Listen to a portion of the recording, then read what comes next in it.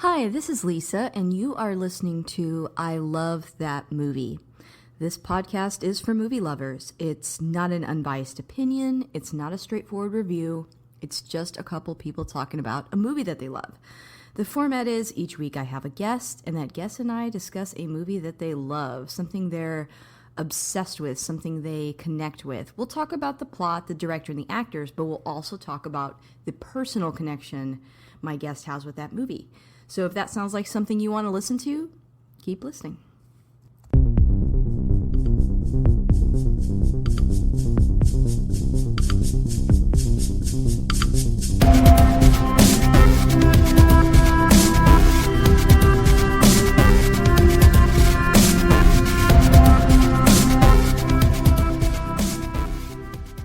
Hey, this is Lisa, and if you want to catch up with me on X or Twitter, you can find me at ILTM Podcast. I'm also on Instagram at I Love That Movie Podcast, and we have a Patreon. The show is always free, but if you want to support us on there, you can. That's at patreon.com/I Love That Movie. And if you sign up, you do get a weekly bonus episode of just everything else I'm watching. For instance, last week I, saw Maxine, the new episodes of House of the Dragon, and I just share my thoughts on there, so we have a lot of fun. I have a returning guest today, though. I have Jarrad. Say hello, Jarrad. Hello, thank you for having me back.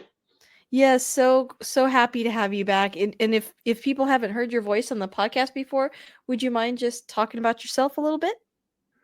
Yeah, my name is Jared. I guess I can say this is probably the first time we've publicly announced this. I guess I'm a former podcaster. I used to co-host the podcast, The Nerd Nations, which up until recently, my co-host Melissa and I talked about nerdy stuff. We kind of decided to take a permanent hiatus from Oh recording. no, I didn't realize that. I'm sorry to hear that. Yeah, we just gotten busy over the last year because life gets in the way. I moved to Arkansas. She's been moving around, been busy. So, but we still plan on being active on our social media though with the podcast. We just won't probably be recording as much, if hardly ever at all. But we might do a recording here and there. But we still plan on being active on social media at least.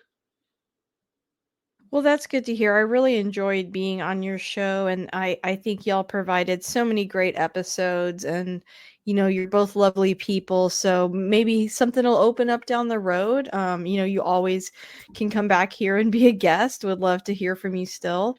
But I completely understand getting busy. I mean, our listeners probably have realized that I really put out episodes every other week, sometimes once a month, sometimes twice a month. I haven't been as consistent in the past. That is because, I've gotten busier. So I know how that is. Well, they say that scheduling is the worst enemy of podcasting. Amen to that. Yep. But on that note, my guest does always pick the movie. What movie did you choose to talk about today? I picked my favorite Muppet movie of all time, and that would be The Great Muppet Caper. Honestly, I was going to say that. I was looking forward to talking about this because I truly agree with you. I think this is the best Muppet movie ever. I mean, I love Muppets Take Manhattan, but The Great Muppet Caper is better. I think just in terms of technically better. It's more fun. It's funny. I mean, they're all great, but I, Oh I yeah, love this one. even Muppets from Space has its moments. Truly. I completely agree. That one honestly has like a little soft spot in my heart. It's not the most popular one, but I love it. I think because I love Gonzo. Yeah, and it's nice to get a story focused around him for a change instead of him being a third banana. 100%. I mean, I think he was like my favorite growing up. I almost feel like I had a Muppet crush on him. I just love him. He's so weird and he's the best. But back to this movie, The Great Muppet Caper, in away from my weird, I guess crushes as a child. Let's talk about this. So this came out in 1981. I don't think as a kid I realized how relatively new it was compared to like when I was born. I always think of this movie as like in air quotes really old, which I guess it is now because I'm really old, but but like I didn't realize that it was from 1981. What about you? Well, yeah, and I'm only what a year younger than you, so it seemed like it was always just there. Yeah. Like it just seemed like an older film to me, which by the time I saw it, it probably was. How did you first see this film? I believe I think this comes back from the day when you had to pay for the Disney Channel, Oh gosh. and my grandmother would record stuff of off of HBO, Disney Channel, all that stuff, and so I'm pretty sure the first time I saw this, it was on a random VHS tape of stuff my grandmother recorded for me and my brother and my cousins to watch. So growing up, my mother was not the biggest Muppets fan, although now she argues that she was okay with the Muppets. But I recall her not being super crazy about it. But my father was a really big Muppet fan, so he was the one that introduced me to this movie, and I believe I saw it on VHS as well. I mean, back then I'm sure it was VHS, either that or on TV, but I think the one scene from this film I've never been able to get out of my brain is the part where I think it's this movie, the part where that lady's like, I feel like thieves are breathing down my neck. And that guy's like, thieves aren't breathing down your neck. Like as Yeah, he it over her neck. That was one of my favorite lines. that was like one of the many jokes I didn't catch on to as a kid. Same. But it's cemented in my brain, I think, because not only is it a moment in the movie, but I feel like it was in the trailer also. And like when you were a kid back then, you had to like fast forward through, trailers or simply sit through them if it's on TV. And I feel like I saw that over and over. It seems like the type of Jim Henson humor that they would focus on in the trailer. Like there's like a lot of good running gags in this movie. Like Yes. we're gonna catch these guys red-handed. Well, what color are their hands now? Right. Like the Muppets had a lot of really good humor that was adult, but not adult as in inappropriate, rather adult as in like mature. And I think that was part of why parents, like my father loved it so much because it was something that I could enjoy, but it was something that wasn't like torture to sit through Yeah, either. So yeah, I totally agree. yeah. Um, I was trying to remember if this was my introduction to the Muppets. Is either a tie between this, the original Muppet Babies cartoon, oh, I or loved Muppet Babies. the Christmas album John Denver and the Muppets of Christmas Together, which I I play don't think I've every seen year. that. Oh my gosh, Oh, that's so awesome. I like John Denver, so I'm sure I would like that. oh yeah, and or it was a Muppet Family Christmas. Like I remember watching that Ooh. all the time too.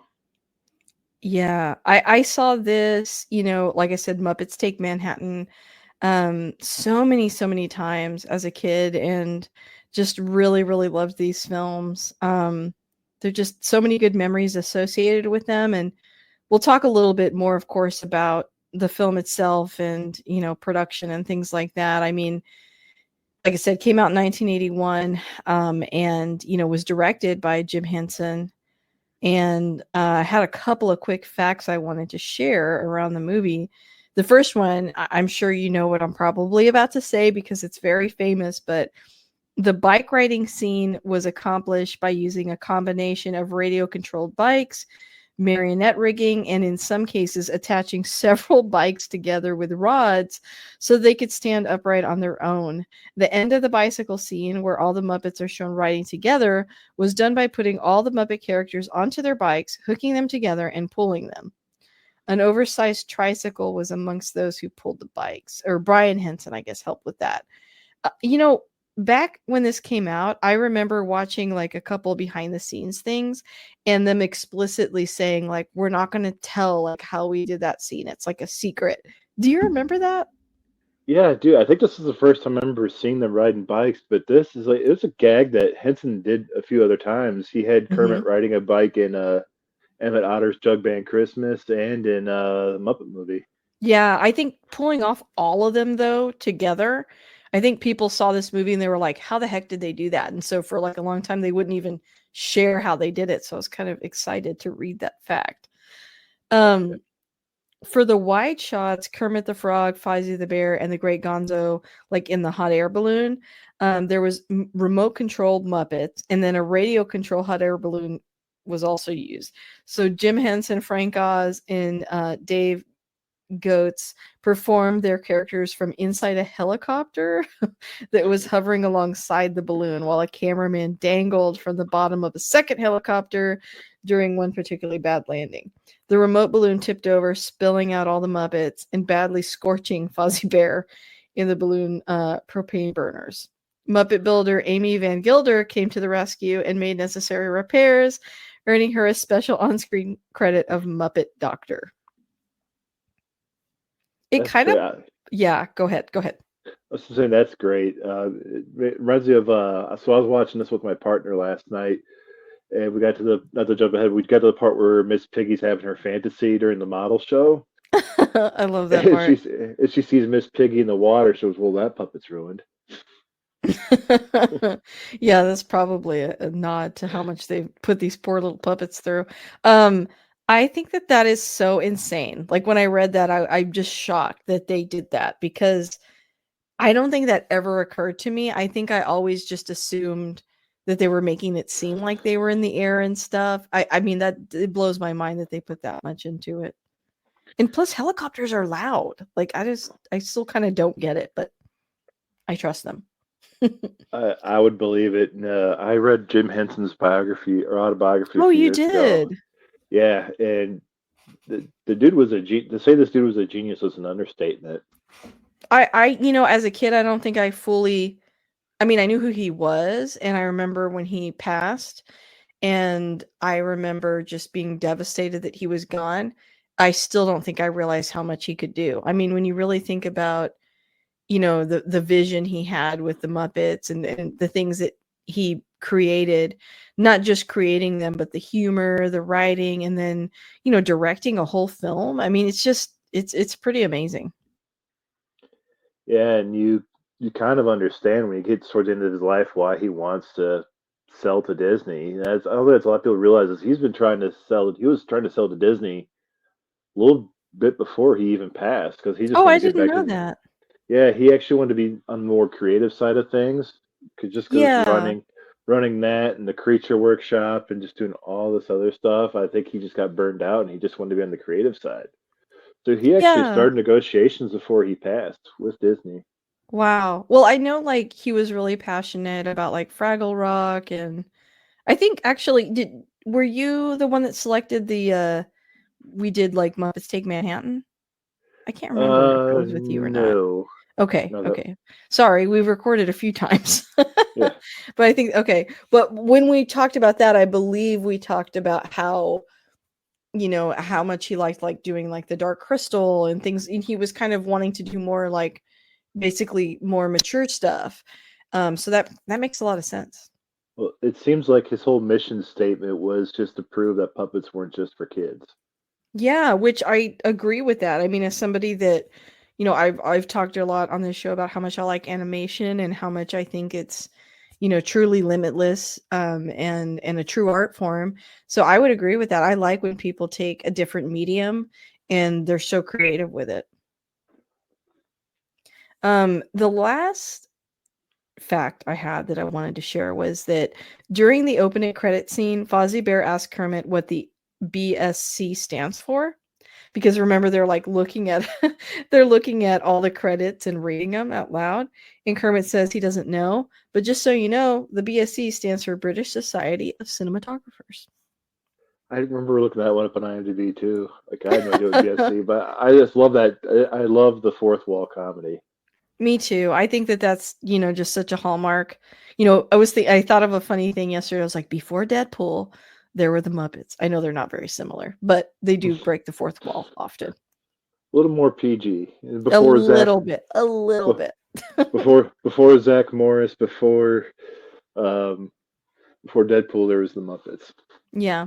I jumped ahead a little bit here. I do want to read the synopsis. I mean, I feel like if you're listening to us right now, you've probably seen this movie by now. And if not, you're probably okay with Muppet spoilers. I don't think it's going to be anything that, it's not going to affect your viewing, but I'll go ahead and still read the synopsis just in Those case. spoilers for a 43-year-old movie. Exactly. Exactly. So in the second live action Muppets film, intrepid journalists Kermit, Fozzie, and Gonzo snag on an assignment reporting on a British jewel heist. Arriving in England, the trio settles in at the raucous Happiness Hotel and seeks out socialite Lady Holiday, the victim of theft. Soon, Miss Piggy appears intending to work for Lady Holiday, but she ends up being framed by the aristocrat's scheming brother, Nicky. Kermit and company work to clear Piggy's name. It's pretty simple. Yeah, I got that off of Wikipedia. But yeah, it's very succinct, and this, like most Muppet films, it's full of famous faces.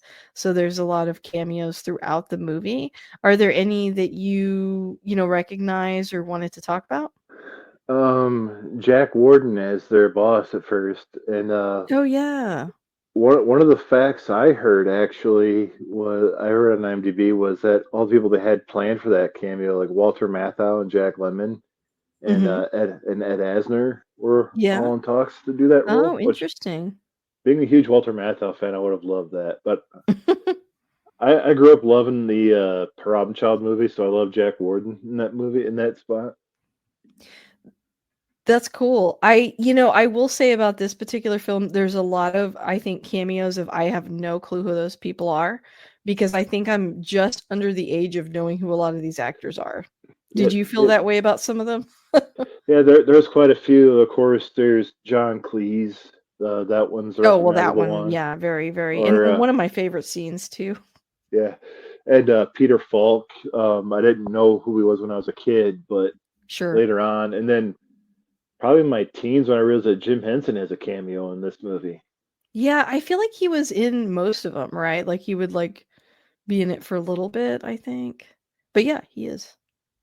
Yeah, and other than that, there wasn't a few I knew until like later on, like Peter Ustinov. Hmm. Later on in the movie, because Robin Hood is my favorite animated Disney film. So Oh, I getting love Robin Hood. Yeah. getting Prince John talking to Oscar the Grouch is a great little scene right there. That's true.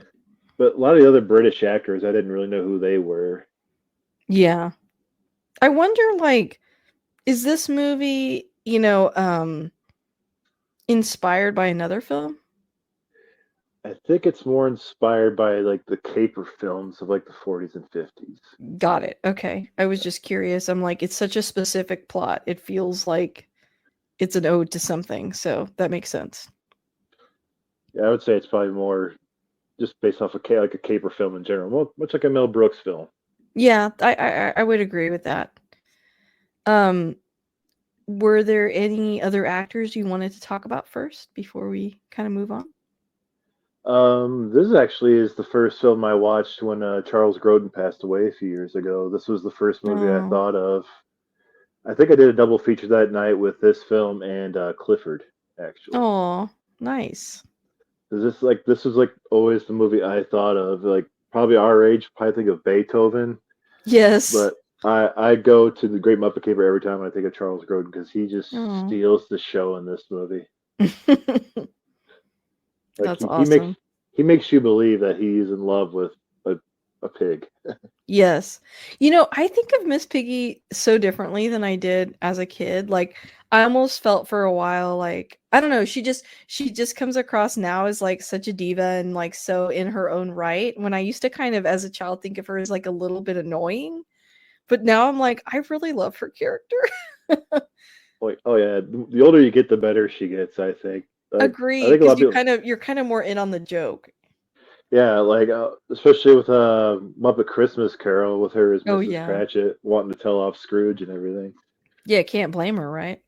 Yeah. I think she's a boss lady in this one and I like it. Well, if from there, I guess we could talk a little bit about maybe some of your favorite scenes. If I can jump partway to the movie to not only one of my favorite scenes, but my favorite Muppet song of all time, "Happiness Hotel." Oh my gosh. Um, this part used to crack my dad up when I was a kid. He loved this part and he would bring it up all the time about how it was his favorite part of the movie, which I do think like as a kid I liked it and I loved the song, but as an adult it just obviously puts a different spin on it because you're more in Oh, on the joke as an adult. yeah, and I I love the song so much. It's got to be I think my second favorite has to be "Can You Picture That" from. So I mean, my favorite Muppets are the Electric Man. They're my favorite.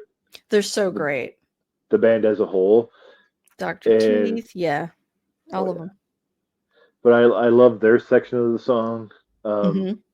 I even love like Rolf's comment during that song. Like, hey, don't when Kermit says to him, "Hey, the bellhops look like rats," and he goes, "You should see their chambermaids." So good. And I love how that song's capped off with Sam the Eagle saying you're all weirdos. Oh yeah, you're all weirdos. He's not wrong. And my old theater director back home, her favorite Sam the Eagle, so I always used to send that to Aw, her. I used to send that to her all the time whenever I was still actively doing shows with her. You're aw, all weirdos. that's cool. I love the introduction of Pops as the keeper of the Happiness Hotel and Oh everything. yeah, Pops.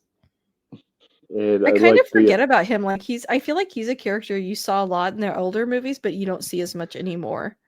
yeah, really because I think they brought him in probably halfway through the Muppet Show, and they Hmm. probably haven't used him since. Yeah, I liked him. Same with Beauregard. Oh yeah, Beauregard. Yeah, some of these characters, I mean, obviously I think of them in this movie, but I haven't thought about them in a long time outside of it. I feel like the newscaster too, like, or not, well, he usually played a newscaster, but the guy, I guess at the hotel also, do you know what I'm talking Oh about? With the yeah, when glasses? the Yeah. Muppet News Flash. Yes, yes. He always has. They don't use him a whole lot, but they whenever they do use him, it's very effective. Like Yes. when he makes the announcement of Kermit going out with Lady Holiday or Miss Piggy. But my favorite use of the Muppet News Reporter has to be in Muppet Family Christmas when I think he's talking about the weather, talks about how barometer is dropping, and they just drop a whole bunch of barometers on him.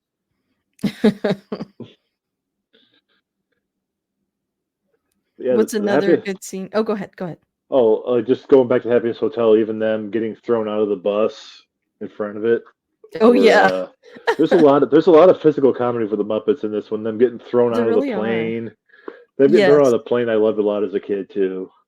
That was funny also, like, when they're in the plane and and there were they would put the pets. I thought that was kind of funny.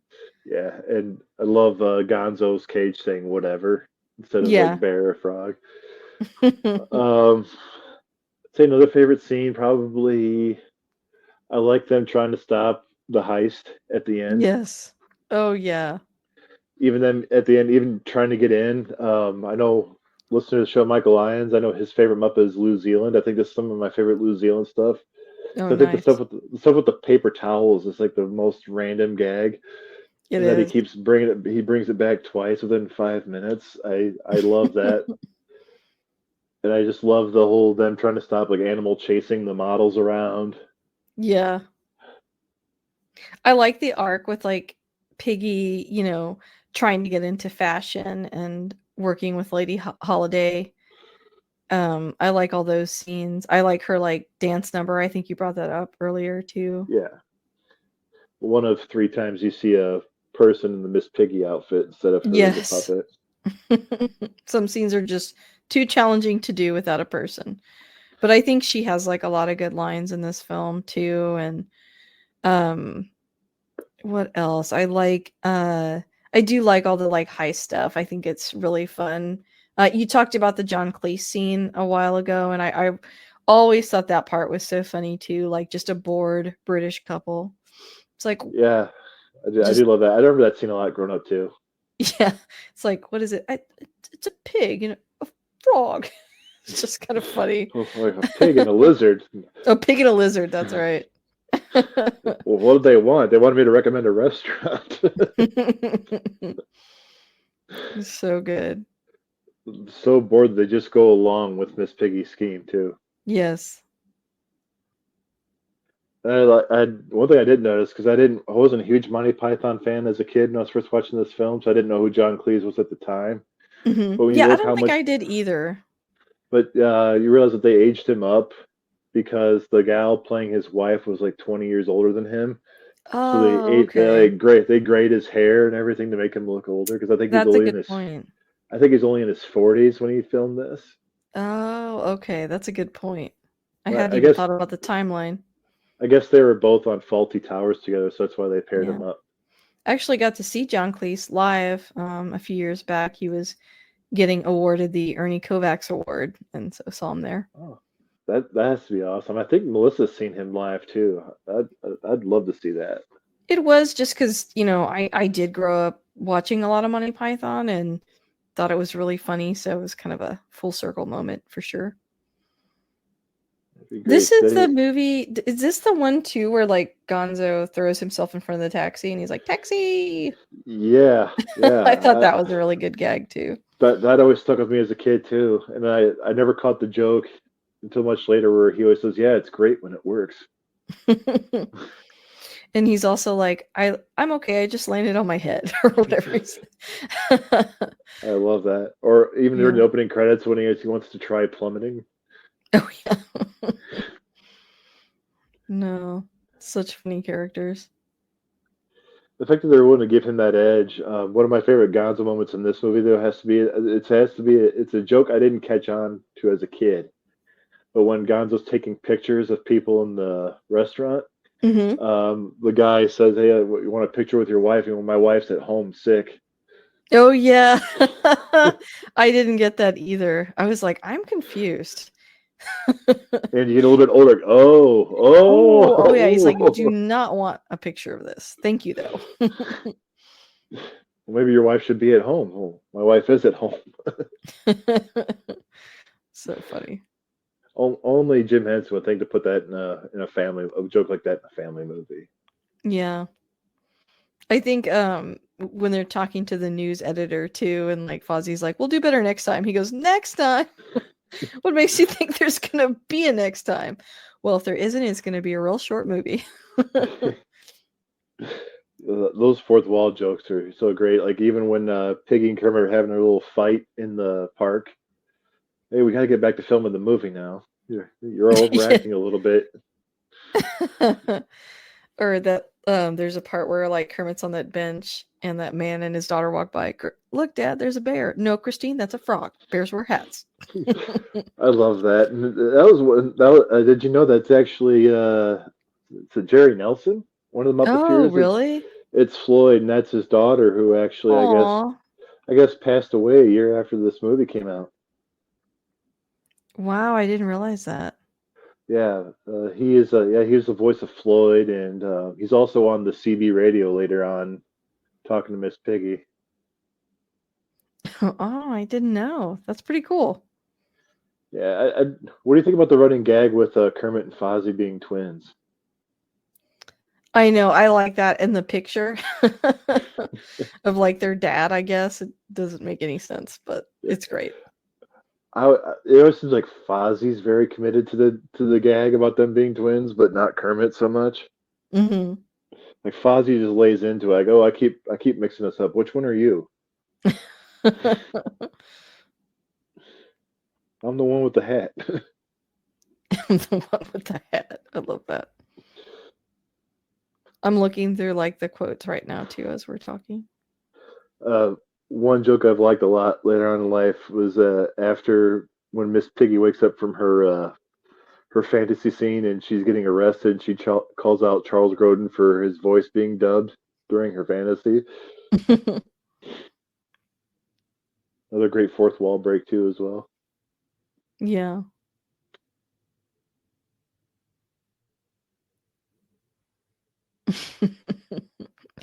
So many good moments. Are there other good moments you wanted to discuss? I like when the Muppets are planning to break the heist and when everybody's talking at once. And I think they've done this in a few other movies too, where when the crowd stops talking, Janice keeps talking. Oh yeah. And she always like says something awkward. embarrassing. Yeah, it's like, hey, it's my life. If I want to walk around on a beach nude, it's my life. They're all like awkward pause. I remember thinking that was so scandalous as a kid at that part.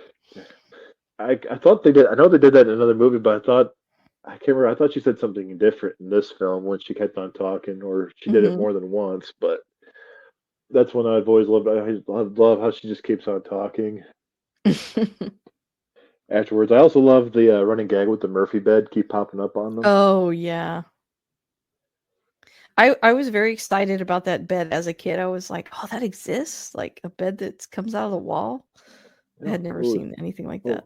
well, even Eddie had one in Roger Rabbit. Oh, that's right. An idea that signifies you don't have a lot of space and that Yeah, you're not paying a lot of money. I was half tempted to ask my partner last night, "Can we get a Murphy bed now?" It's too funny. It's very old timey. I dig it. Yeah, yeah, for sure. I like how it kept, like you said, popping back into the wall constantly. Yeah, and with the light bulb Yeah. crashing down too. Somebody turn out the light. Oh yeah. Thank you. That's so good.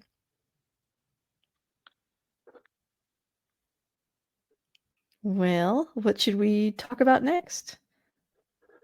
Hmm. Oh, do you have any other favorite scenes?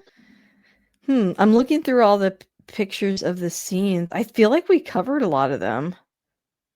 Um, yeah, I think we got a lot of them. I don't know. My biggest memories of this movie are like when they're in the restaurant, or at the hotel, I guess. And then, like I said, like the scene with Miss Piggy, like her fantasy scene, all the heist stuff. I mean, that's kind of what sticks out in my mind the most.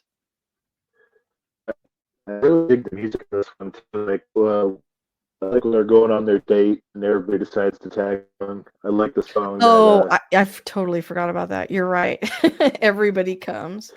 yeah. And Kermit's he's kind of trying to hint to, basically to Fozzie that he needs a little bit of space, and he does not take the hint, and in fact invites everyone. Forgot about that.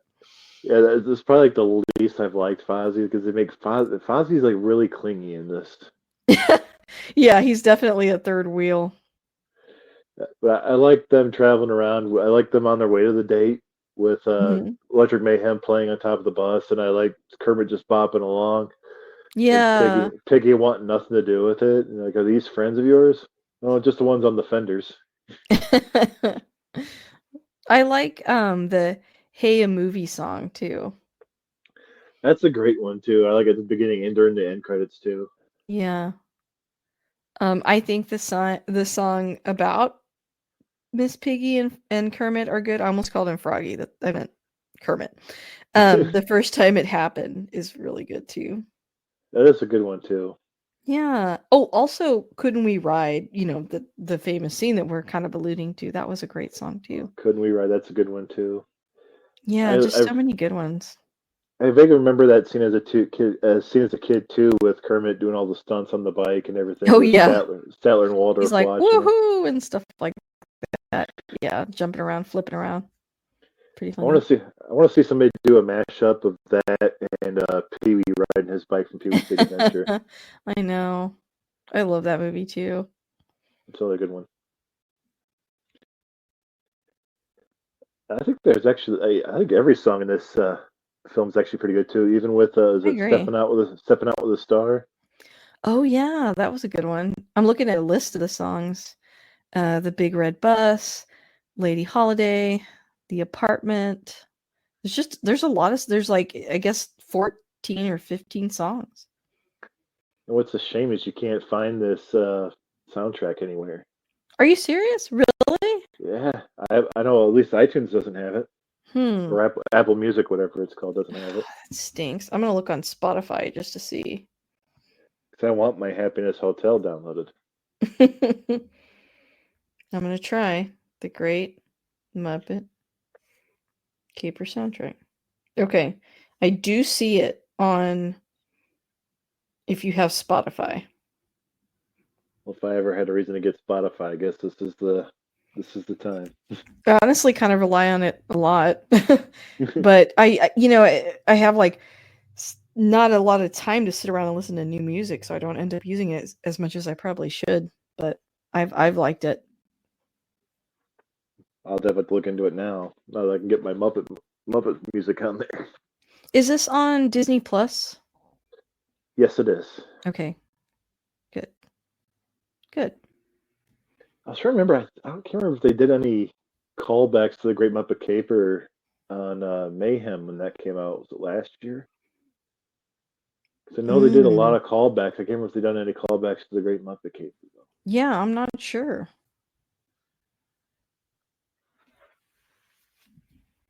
I know I have used Animal's quote of "woman" in when I worked in Oh, haunted man. houses when I would chase people through the haunted house. I'd chant "woman" and try to do it in the animal voice the best I can. That's too funny.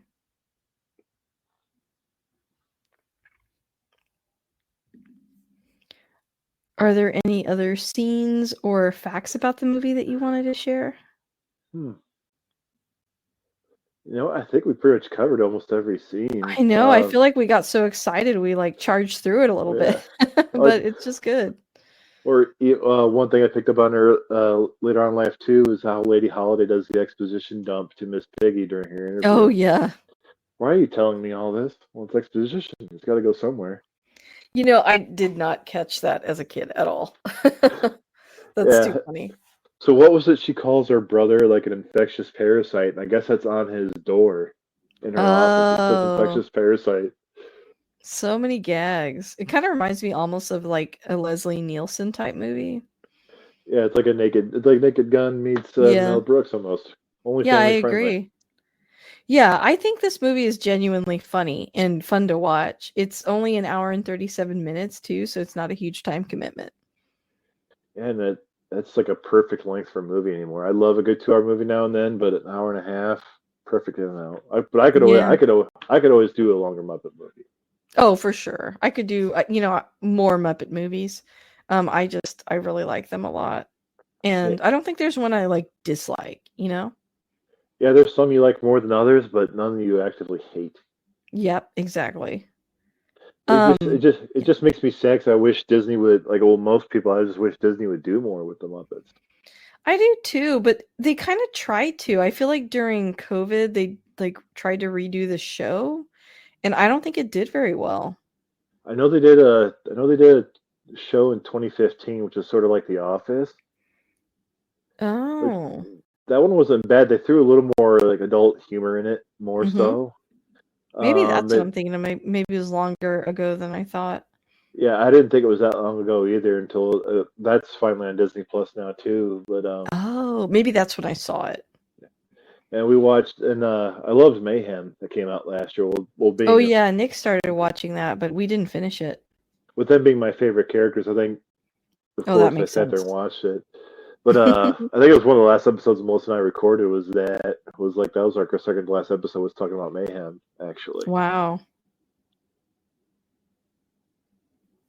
Well, that's cool. I guess if we're kind of towards the end here, I can ask you my last couple of questions then. Go for it.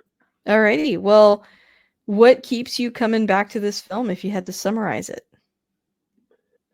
I think it has to be just my love for the Muppets and the attachment to my childhood that this film brings to me. It's like one of those films I actively watched a lot as a kid and remembered a lot as a kid.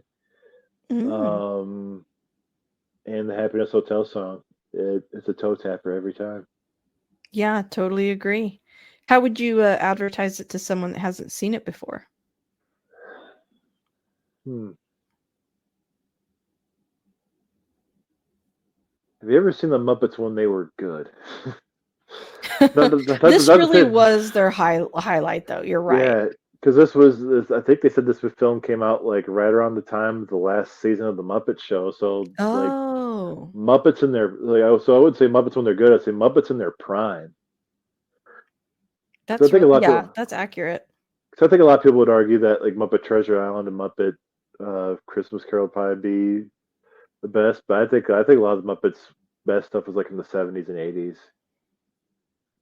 I back think when so too. I think so too. I think the humor just seemed sharper back then. Like they were less afraid to kind of go for the push joke. push that little envelope. Well, we had a lot of that as there was a lot of that stuff in our media when we were kids, where I it was a agree. little more edgier.